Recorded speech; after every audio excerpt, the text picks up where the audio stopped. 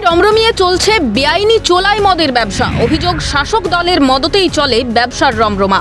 আর তারই প্রতিবাদ করায় বেধড়ক মারধরের অভিযোগ হাওড়ার শ্যামপুর বালিচাতুরি মাঝিপাড়ার বিজেপির 1 নম্বর মণ্ডল সভানেত্রীকে। বিজেপি নেত্রী যোগমায়া মাঝির অভিযোগ, তার বাড়ির ঠিক সামনেই চলে চোলাই মদের কারবার। সোমবার এ বিষয়ে শ্যামপুর থানায় অভিযোগ জানান তিনি।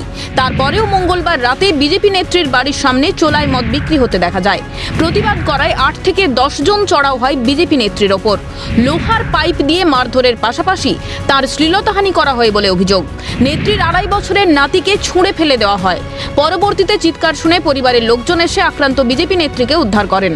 বর্তমানে তিনি উলুবেড়িয়া শরৎচন্দ্র মেডিকেল কলেজ ও হাসপাতালে চিকিৎসাধীন। বিজেপি নেত্রী ও তার পরিবারের অভিযোগের তীরে তৃণমূলের দুষ্কৃতীরা।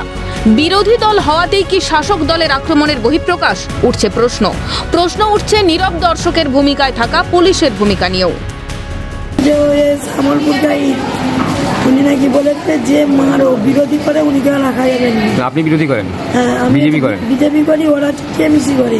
বিরিয়ানি মদ বেচে বিরিয়ানি মদ বিক্রি করে। নাহলে কালকে আমি যখন পুলিশকে বললাম যে স্যার আমাকে মেয়ের কাপড় চোপড় ছিলেন, আপনি চলুন, আমাকে ডাইডি নাম্বারও দিল নি, কোনো ফোন কিছুই দিল নি। বলছে তুমি চলে যাও, আমি প্রশাসন পাঠিয়ে দিচ্ছি। কিছু করে কালকে যদি প্রশাসনকে। আপনার বাড়ির সামনে ওরা মদ বিক্রি করে? আমার বাড়ির সামনে, আমার আমাদের বাড়ি কোথাও বাড়ি কিছু। কি দিয়ে মারলো আপনাকে? সেই ওই যে জল পাইপের রড দিয়ে না 50 বছর করে মারধর করে, এখন ধরো মারধর করছে। আর 50 বছর তাই তো? মানে দিন যেতে হিংসা মারবার জন্য পাশের লোকের হিংসা ছিল, তাই জন্য মানে রাগ দিদি প্রতিবাদ করতে গেল যে কেন আমার বাড়ির পাশে চুগলি বিক্রি হবে, ওই জন্যই হিংসা করে সবাই ধরে মারধর করেছে। দিদি পুলিশকে বলেছিল তো? হ্যাঁ, পুলিশ কি বললো? পুলিশ বলেছিল বলে আজ উনি যান, আমরা দেখছি। তারপরে আজকের দিকে ওই ঘটনাটা ঘটে মারধর হয়েছে। আজকে কি হয়েছে?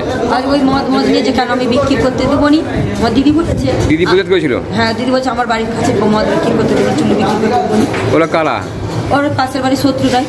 মানে কোন দল করে ওরা? কোন দল করে ওরা? টিএমসি করে। একই সঙ্গে পুলিশের ভূমিকা নিয়ে সরব হাওড়া গ্রামীণ জেলা বিজেপির সভাপতি অরুণ উদয় পাল চৌধুরী। তার মতে বাংলায় জঙ্গল রাজ চলছে, এখানে মহিলাদের কোনো সম্ভ্রম নেই, মান ইজ্জত নেই। আজকে পশ্চিমবাংলা যে একটা জঙ্গলের রাজত্ব, তার প্রমাণ হচ্ছে আজকের ঘটনা। এখানে মহিলাদের কোনো সম্ভ্রম নেই।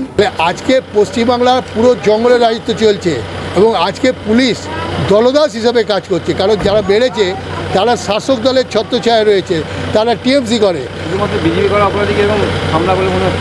100 বার আজকে বিজেপির লোকদের যে কোনো একটা অজুহাতে তাদের হেনস্থা করা, মারধর করা, তাদের বাড়িতে আক্রমণ করা, এটা একটা পশ্চিমবাংলার রেওয়াজ হয়ে গেছে। যদিও অভিযোগ অস্বীকার বালিচাতুরি অঞ্চলের তৃণমূল সদস্য সঞ্জয় মাঝির। এদের মধ্যে সব আত্মীয় তো। আচ্ছা, বলে নিজেরই বংশে তো নিজেরা কি মনে বা একটু কি মারপিট একটু হয়েছে, যেটা শুনলাম।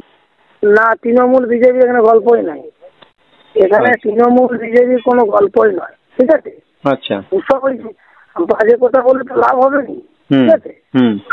যে বলছে তাকে পুকুর আপনি এসে যাচাই করে দিয়ে যান যে প্রকৃত তৃণমূল বিজেপি হিসেবে। তবে শাসকের এই দাদাগিরির শেষ কোথায়? পুলিশের ভূমিকা নিয়েই বা এই ক্ষোভ কবে বন্ধ হবে? আপাতত এই প্রশ্নের উত্তরের খোঁজেই জারি সন্ধান। মনোজ রায়ের রিপোর্ট, ক্যালকাটা নিউজ।